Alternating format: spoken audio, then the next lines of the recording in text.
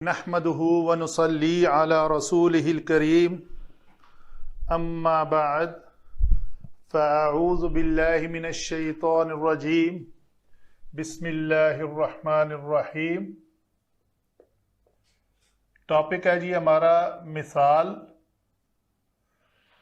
معطل الفا، ایسا کلمہ جس میں فا کلمہ کی جگہ پہ حرف علت واو یا آ جائیں۔ تو اس میں پہلے 4 قاعدے ہم پڑھ چکے، 5واں قاعدہ ہے جس کے آگے 3 اجزاء ہیں، 3 جز ہیں، اس کے تھوڑی ڈفرینسیشن کے ساتھ تھوڑا سا فرق ہے کہ پہلا قاعدہ ہے جی جو واو فا یا عین کلمہ کی جگہ پر،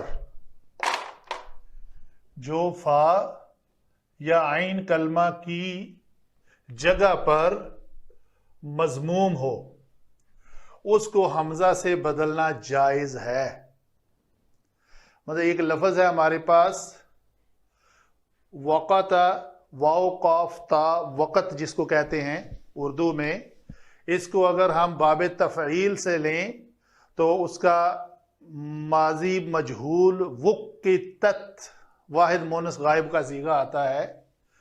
تو چونکہ وہ واو فا کلمہ کی جگہ پر ہے اور مضموم ہے، ٹھیک ہے جی، تو اس کو حمزہ سے بدل دیا تو یہ لفظ بنا اکتت۔ تو یہ سورۃ المرسلات آیت نمبر 11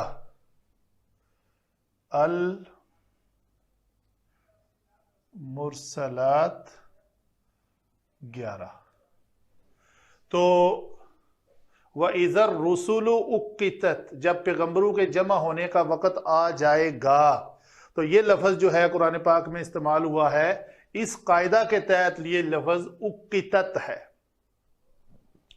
دوسری اس کی مثال وجوہن ہے، جس کو وجوہن بھی استعمال کیا جاتا ہے۔ اس سے یہ سوال آتا ہے کہ وجوہ یومئذ خاشعہ، تو وہاں پہ وجوہن کو وجوہ کیوں نہیں کیا گیا؟ یہ واللہ عالم بالصواب۔ تو بہرحال قاعدہ یہ موجود ہے، یہ عین ممکن ہے کہ جیسے ہے نا باب تفعل سے تفعل یتفعل، تنزل یتنزل سے تتنزل، یا تصدع یتصدع سے تصدع، تو وہ کہیں پہ تا کا ادغام کر لیا جاتا ہے، کہیں پہ نہیں ہوتا۔ تو اس کی دلیل علماء یہ لکھتے ہیں کہ اس وقت کے قبائل میں جیسے 10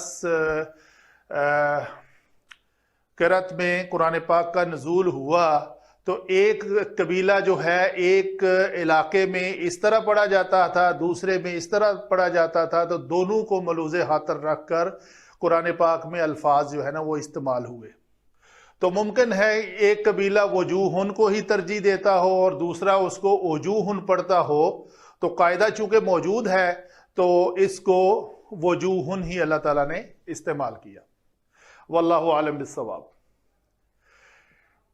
دوسرا قاعدہ ہے بعض کے نزدیک واو مکسور کو بھی حمزہ سے بدلنا جائز ہے۔ یہاں پہ تھا واو مضموم ہو، تو یہاں پہ ہے واو مکسور ہے، تو وشاہن سے اشاہن تلوار یا قوس کے معنی میں آتا ہے۔ یہ چونکہ لفظ قرآن پاک میں استعمال نہیں ہوا تو ہم اس کے اوپر زیادہ بحث نہیں کریں گے۔ تیسری کنڈیشن یہ ہے کہ اول کلمہ میں اگر واو مفتوح کو حمزہ سے اور واو مضموم کو تا سے بدلنا جائز ہے، کوئی غلطی ہو گئی، اول کلمہ میں واو مفتوح کو حمزہ سے اور واو مضموم کو تا سے بدلنا شاذ ہے۔ شاذ کا مطلب ہے کبھی کبھی، مطلب ریئر کیسز۔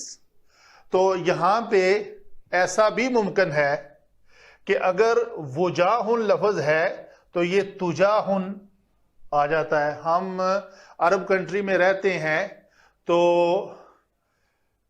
یہاں پہ سائن بورڈ جب لکھتے ہیں اس کے اوپر سڑکوں کے اوپر تو ایک لفظ لکھا ہوتا ہے تجاہ جبری، یعنی ڈائیورشن جس کو کہتے ہیں کہ ایک کنسٹرکشن ہو رہی ہے تو اس کو جبری ڈائیورشن کر دی گئی ہے. تو تجاہ لفظ جو ہے نا وہ پھیرنے کے معنی میں آ جاتا ہے. تو یہ اسپوکن عربک میں یا محلی عربی میں لکھا جاتا ہے. اسی طرح وحدن میں جیسے یہ لکھا ہے واو مفتوح کو حمزہ سے اور واو مضموم کو تا سے بدلنا شاذ ہے. تو یہ دونوں بھی پاسبل ہیں کہ کہیں آپ کو تجا لفظ مل جائے تو آپ کو یہ پتہ ہونا چاہیے کہ یہ لفظ وجا ہو تو نہیں تھا اور اس سے پہلے واو مضموم کو تا سے بدلا ہوا ہے.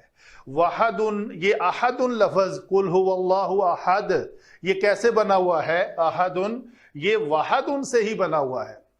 اس میں واو کے اوپر زبر کی وجہ سے اس کو الف یعنی حمزہ سے بدلا ہے اور یہ احدن بن گیا ہے سورۃ الاخلاص میں. تو یہ ہوئی جی مثال کے بارے میں قواعد. ایک قاعدہ اس کا باقی رہ گیا ہے، اس کو ہم انشاءاللہ بعد میں ذکر کریں گے نیکسٹ ٹاپک میں. وما علینا الا البلاغ.